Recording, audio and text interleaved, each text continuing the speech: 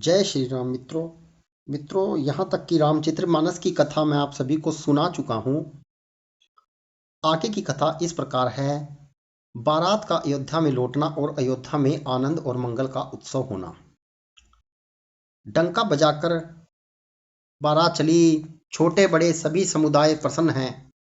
रास्ते के गांव के स्त्री पुरुष भी श्री रामचंद्र जी को देखकर नेत्रों का फल पाकर सुखी होते हैं। बीच बीच में सुंदर मुकाम करती हुई और मार्ग के लोगों को सुख देती हुई वह बारात पवित्र दिन में अयोध्यापुरी के समीप आ पहुंची। नगाड़ों पर चोट पड़ने लगी, सुंदर ढोल बजने लगे, भेरी और शंख की बड़ी आवाज हो रही है, हाथी घोड़े गरज रहे हैं, विशेष शब्द करने वाली झांझें, सुहावनी डफलियां तथा रसीले राग से सहनाइयां बज रही हैं।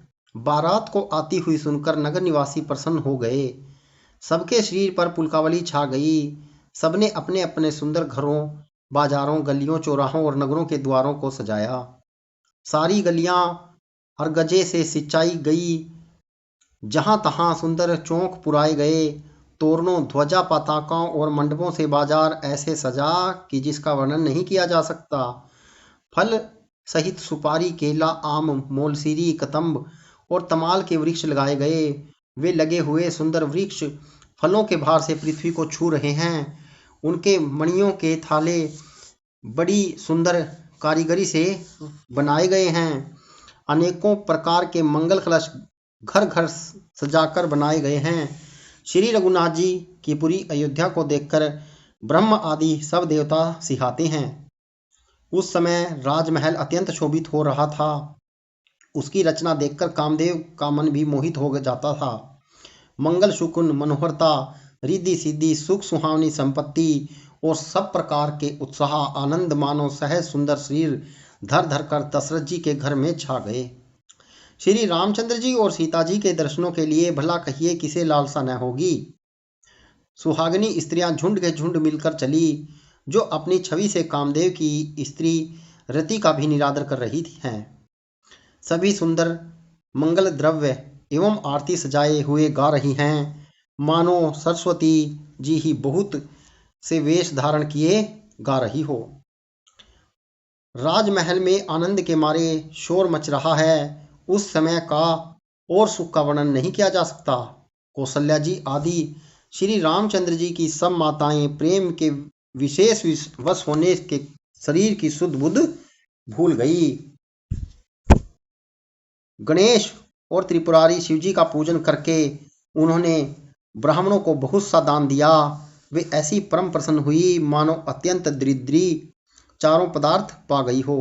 सुख और महान आनंद के वश होने से कारण सब माताओं के शरीर शिथिल हो गए।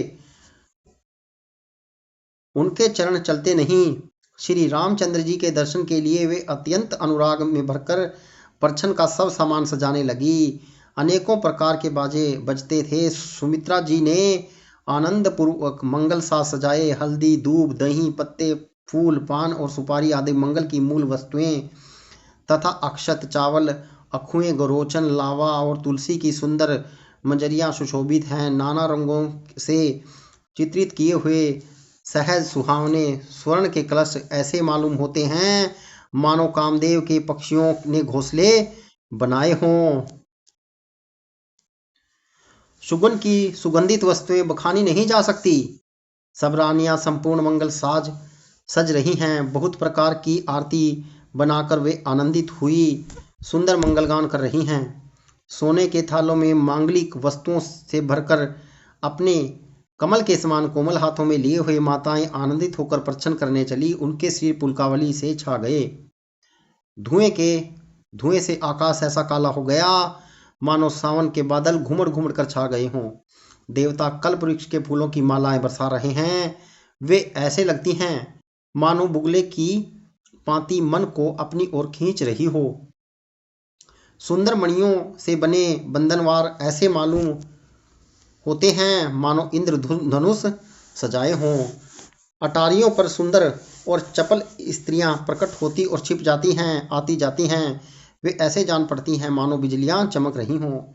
नगाड़ों की ध्वनि मानो बादलों की घोर गर्जना है। याचक गण पपीहे मेंढक और मोर हैं। देवता पवित्र सुगंध रूपी जल बरसा रहे हैं, जिसे खेती के समान नगर के सब स्त्री पुरुष सुखी हो रहे हैं। प्रवेश का समय जानकर गुरु शिष्ट जी ने आज्ञा दी। तब रघुकुल मणि महाराज दशरथ ने शिवजी, पार्वती और गणेश जी का स्मरण करके समाज सहित आनंदित होकर नगर में प्रवेश किया। शुकुन हो रहे हैं। देवता दुदुंदी बजा बजा बजाकर फूल बरसा रहे हैं। देवताओं की स्त्रियां आनंदित होकर सुंदर मंगल गीत गा गा कर नाच रही हैं। मागध, सूत, भाट और चतुर नट तीनों लोकों को उजागर सबको प्रकाश देने वाले परम प्रकाश स्वरूप श्री रामचंद्र जी का यश गा रहे हैं। जय ध्वनि और वेद ध्वनि की निर्मल श्रेष्ठ वाणी सुंदर मंगल में सनी हुई दसों दिशाओं में सुनाई पड़ रही है। बहुत से बाजे बजने लगे। आकाश में देवता और नगर के लोग सब प्रेम में मगन हैं। बाराती ऐसे बने ठने हैं कि उनका वर्णन नहीं हो सकता। परम आनंदित हैं। सुख उनके मन में समाता नहीं है। तब अयोध्या वासियों ने राजा को जोहार वंदना की। श्री रामचंद्र जी को देखते ही वे सुखी हो गए। सब मणियां और वस्त्र निछावर कर रहे हैं। नेत्रों में प्रेमाश्रुओं जल भरा है और शरीर पुलकित है। नगर की स्त्रियां आनंदित होकर आरती कर रही हैं और सुंदर चारों कुमारों को देखकर हर्षित हो रही हैं। पालकियों के सुंदर पर्दे हटा हटाकर वे दुल्हनियों को देख देखकर सुखी होती हैं। इस प्रकार सबको सुख देते हुए राजद्वार पर आए माताएं आनंदित होकर बहुओं सहित कुमारों का परिछन कर रही हैं। वे बार बार आरती कर रही हैं। उस प्रेम और महान आनंद को कौन कह सकता है। अनेकों प्रकार के आभूषण, रत्न और वस्त्र तथा अनामिक अनगणित प्रकार की अन्य वस्तुएं निछावर कर दी गई। बहुओं सहित चारों पुत्रों को देखकर माताएं परमानंद में मगन हो गई। सीता जी और श्री राम जी की छवि को बार बार देखकर वे जगत में अपने जीवन को सफल मानकर आनंदित हो रही हैं। सखियां सीता जी के मुख को बार बार देखकर अपने पुण्य की सराहना करती हुई गान कर रही हैं। देवता क्षण क्षण में फूल बरसाते, नाचते गाते और अपनी अपनी सेवा समर्पण करते हैं। चारों मनोहर जोड़ियों को देखकर सरस्वती ने सारी उपमाओं को खोज डाला, पर कोई उपमा देते नहीं बनी, क्योंकि उन्हें सभी कुछ बिल्कुल तुच्छ जान पड़ी। तब हारकर वे श्री राम जी के रूप में अनुरुक्त होकर एकटक देखती रह गई। वेद की विधि और कुल की रीति करके अर्ध पावड़े देती हुई बहुओं समेत सब पुत्रों को प्रच्छन्न करके माताएं महल में लिवा चली। स्वाभाविक ही सुंदर 4 सिंहासन थे, जो मानो कामदेव ने ही अपने हाथों से बनाए थे। उन पर माताओं ने राजकुमारियों और राजकुमारों को बिठाया और आदर के साथ उनके पवित्र चरण धोए। फिर वेद की विधि के अनुसार मंगल के निधान दुल्हे की दुल्हनों को धूप, दीप और नैवेद्य आदि के द्वारा पूजा की। माताएं बारंबार आरती कर रही हैं और वर वधुओं के सिरों पर सुंदर पंखे तथा चंवर ढल रहे हैं। अनेकों वस्तुएं निछावर हो रही हैं। सभी माताएं आनंद में भरी हुई ऐसे सुशोभित हो रही हैं मानो योगी ने परम तत्व को प्राप्त कर लिया। सदा के रोगी ने मानो अमृत पा लिया। जन्म के दरिद्री मानो पारस पा गया। अंधे को सुंदर नेत्रों का लाभ मिल गया। गूंगे के मुख में मानो सरस्वती आ विराजी और शूरवीरों ने मानो युद्ध में विजय पा ली हो। इन सुखों से भी 100 करोड़ गुना सुख आनंद माताएं पा रही हैं, क्योंकि रघुकुल के चंद्रमा श्री राम जी विवाह करके भाइयों सहित घर आए हैं। माताएं लोक रीति करती हैं और दुल्हा दुल्हनियां सुचकाते हैं। इस महान आनंद और विनोद को देखकर श्री रामचंद्र जी मन ही मन मुस्कुरा रहे हैं। मन की सभी वासनाएं पूरी हुई जानकर देवता और पितरों का भली भांति पूजन किया। सबकी वंदना करके माताएं यह वरदान मांगती हैं कि भाइयों सहित श्री राम जी का कल्याण हो। देवता छिपे हुए अंतरिक्ष से आशीर्वाद दे रहे हैं और माताएं आनंदित हो आंचल भर ले रही हैं। तदंतर राजा ने बारातियों को बुला लिया और उन्हें सवारियां, वस्त्र, मणि, रत्न और आभूषण आदि दिए। आज्ञा पाकर श्री रामचंद्र जी को हृदय में रखकर वे सब आनंदित होकर अपने अपने घर गए। नगर के समस्त स्त्री पुरुषों को राजा ने कपड़े और गहने पहनाए। घर घर बधावे बंधने बजने लगे। याचक लोग जो जो मांगते विशेष प्रसन्न होकर राजा उन्हें वही वही देते थे। संपूर्ण सेवकों और बाजे वालों को राजा ने नाना प्रकार के दान और सम्मान से संतुष्ट किया। सब जोहार वंदना करके आशीष देते हुए हैं और गुण समूहों की कथा गाते हैं। तब गुरु और ब्राह्मणों सहित राजा दशरथ जी ने महल में गमन किया। वशिष्ठ जी ने जो आज्ञा दी, उसे लोक और वेद की विधि के अनुसार राजा ने आदरपूर्वक किया। ब्राह्मणों की भीड़ देखकर अपना बड़ा भाग्य जानकर सब रानियां आदर के साथ उठी। चरण धोकर उन्होंने सबको स्नान कराया और राजा ने भली भांति पूजन करके उन्हें भोजन कराया। आदर, दान और प्रेम से संतुष्ट पुष्ट हो वे संतुष्ट मन से आशीर्वाद देते हुए चले। राजा ने गाधी पुत्र विश्वामित्र की बहुत तरह से पूजा की और कहा, हे नाथ, मेरे समान धन्य कोई नहीं है। राजा ने उसकी बहुत प्रशंसा की और रानियों सहित उनकी चरण धूलि को ग्रहण किया। उन्हें महल के भीतर ठहरने को उत्तम स्थान दिया, जिससे राजा और सब रानीवास उनका मन जोहरता रहे, अर्थात जिसमें राजा और महल की सारी रानियां स्वयं उनकी इच्छा अनुसार उनके आराम की ओर दृष्टि रख सकें। फिर राजा ने गुरु वशिष्ठ जी के चरण कमलों की पूजा की और विनती की। उनके हृदय में कम प्रीति न थी, अर्थात बहुत ही प्रीति थी। बहुओं सहित सब राजकुमार और सब रानियों समेत राजा बार बार गुरुजी की चरण वंदना करते हैं और मुनीश्वर आशीर्वाद देते हैं। राजा ने अत्यंत प्रेम पूर्वक हृदय से पुत्रों और सारी संपत्ति को सामने रखकर उन्हें स्वीकार करने के लिए विनती की, परंतु मुनिराज ने पुरोहित के नाते केवल अपना नेग मांग लिया और बहुत तरह से आशीर्वाद दिया। फिर सीता जी सहित श्री रामचंद्र जी को हृदय में रखकर गुरु वशिष्ठ हर्षित होकर अपने स्थान को गए। राजा ने सब ब्राह्मणों को की स्त्रियों को बुलाया और उन्हें सुंदर वस्त्र और आभूषण पहनाए। फिर अब सुवासिनों को नगर की सौभाग्यवती बहन, बेटी, भांजी आदि को बुलवा लिया और उनकी रुचि समझकर उसी के अनुसार उन्हें पहिरावनी दी। नेगी लोग सब अपना अपना नेग जोग लेते और राजाओं के शिरोमणि दशरथ जी उनकी इच्छा के अनुसार देते हैं। जिन मेहमानों को प्रिय और पूजनीय जाना उनका राजा ने भली भांति सम्मान किया। देवगण श्री रघुनाथ जी का विवाह देखकर उत्सव की प्रशंसा करके फूल बरसाते हुए, नगाड़े बजाकर और परम सुख पाकर अपने अपने लोकों को चले। वे एक दूसरे से श्री राम जी का यश कहते जाते हैं। हृदय में प्रेम समाता नहीं है। सब प्रकार से सबका प्रेम पूर्वक भली भांति आदर सत्कार कर लेने पर राजा दशरथ जी के हृदय में प्रेम पूर्ण उत्साह आनंद भर गया। जहाँ रानीवास था वे वहां पधारे और बहुओं समेत उन्होंने कुमारों को देखा। राजा ने आनंद सहित पुत्रों को गोद में ले लिया। उस समय राजा को जितना सुख हुआ उसे कौन कह सकता है। फिर पुत्रवधियों को प्रेम सहित गोदी में बैठाकर बार बार हृदय में हर्षित होकर उन्होंने उनका लाड दुलार लाड चाव किया। यह समारोह देखकर रानीवास प्रसन्न हो गया। सबके हृदय में आनंद ने निवास कर लिया। तब राजा ने जिस तरह विवाह हुआ वह सब कहा। उसे सुनकर सब किसी को हर्ष होता है।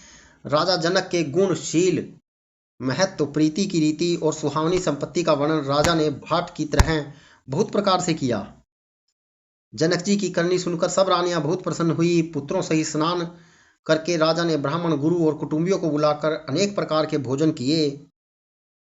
यह सब करते करते 5 घड़ी रात बीत गई।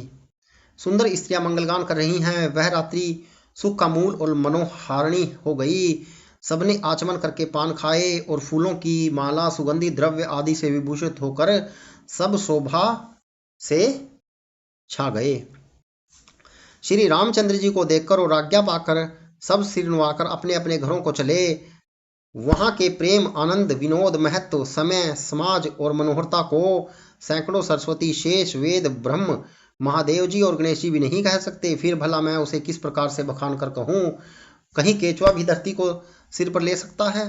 राजा ने सबका सब प्रकार से सम्मान करके कोमल वचन कहकर रानियों को बुलाया और कहा, बहुएं अभी बच्ची हैं, पराए घर आई हैं। इनको इस तरह से रखना जैसे नेत्रों को पलकें रखती हैं।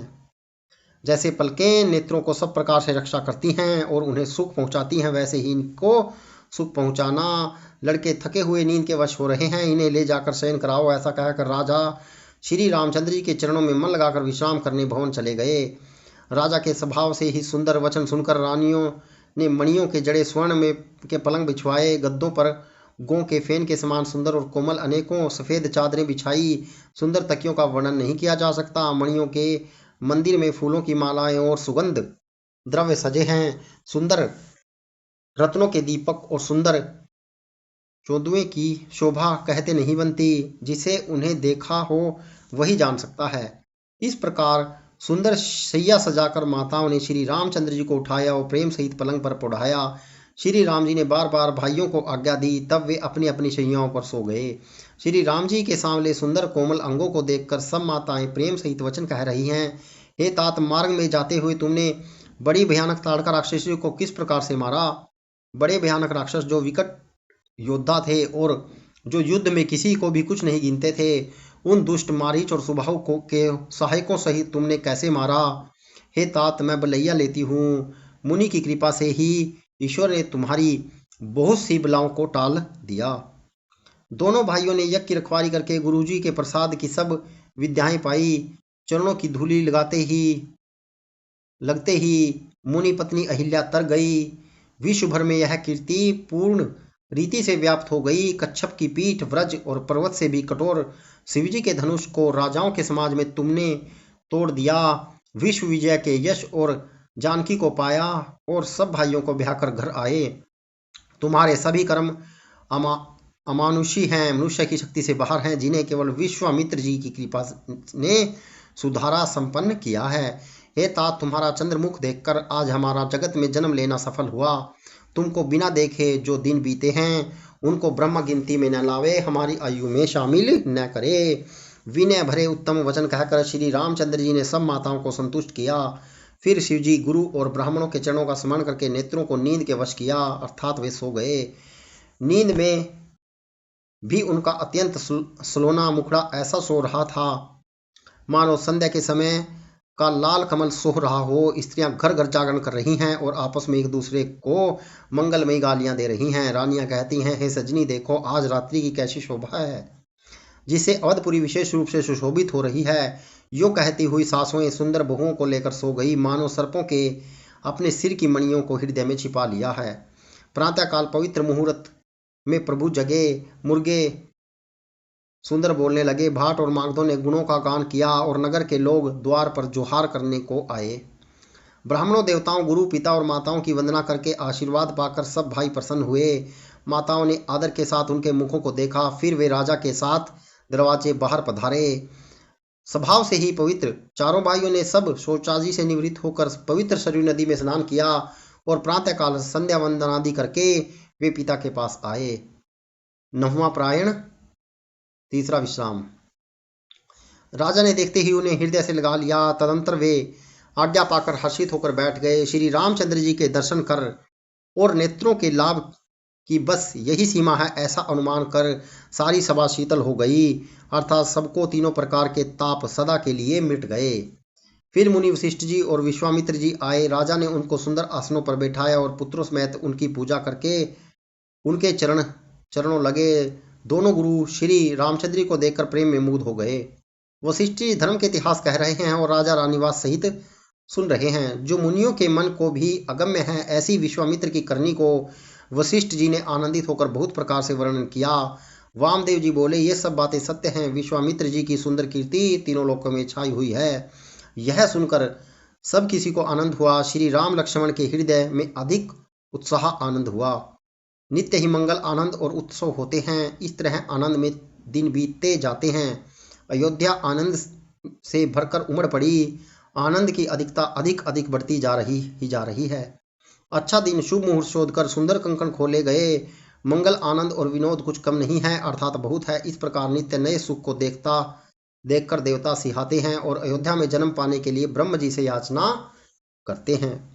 विश्वामित्र जी नित्य ही चलना अपने आश्रम जाना चाहते हैं, पर श्री रामचंद्र जी के स्नेह और विनयवश रह जाते हैं। दिनों दिन राजा का 100 गुना भाव प्रेम देखकर महामुनि विश्वामित्र उनकी सराहना करते हैं। अंत में जब श्री विश्वामित्र जी ने विद्या मांगी, तब राजा प्रेम मगन हो गए और पुत्रों सहित आगे खड़े हो गए। वे बोले, हे नाथ, यह सारी संपदा आपकी ही है। मैं तो स्त्री पुत्रों सहित आपका सेवक हूँ। हे मुनि, लड़कों पर सदा स्नेह करते रहिएगा और मुझे भी दर्शन देते रहिएगा। ऐसा कहकर पुत्रों और रानियों सहित राजा दशरथ जी विश्वामित्र जी के चरणों पर गिर पड़े। प्रेम विह्वल हो जाने के कारण उनके मुख से बात नहीं निकली। ब्राह्मण विश्वामित्र जी ने बहुत प्रकार से आशीर्वाद दिए और वे चल पड़े। प्रीति की रीति कही नहीं जाती। सब भाइयों को साथ लेकर श्री रामचंद्र जी प्रेम के साथ उन्हें पहुंचाकर और आज्ञा पाकर लौटे। मित्रों, यह मैंने वह प्रसंग आपको सुनाया है जहां पर भगवान श्री रामचंद्र जी का विवाह माता सीता के साथ होने के बाद उनकी बारात अयोध्या में लौटती है और अयोध्या में मंगल उत्सव मनाए जाते हैं। मित्रों, यदि इसमें कोई त्रुटि रही हो उसके लिए मैं क्षमा प्रार्थी हूँ। यदि आपको यह वृत्तांत अच्छा लगे, रामचरितमानस की यह कथा अच्छी लगे, तो हमारे चैनल को सब्सक्राइब करें, वीडियो को लाइक और शेयर करना न भूलें। जय श्री राम।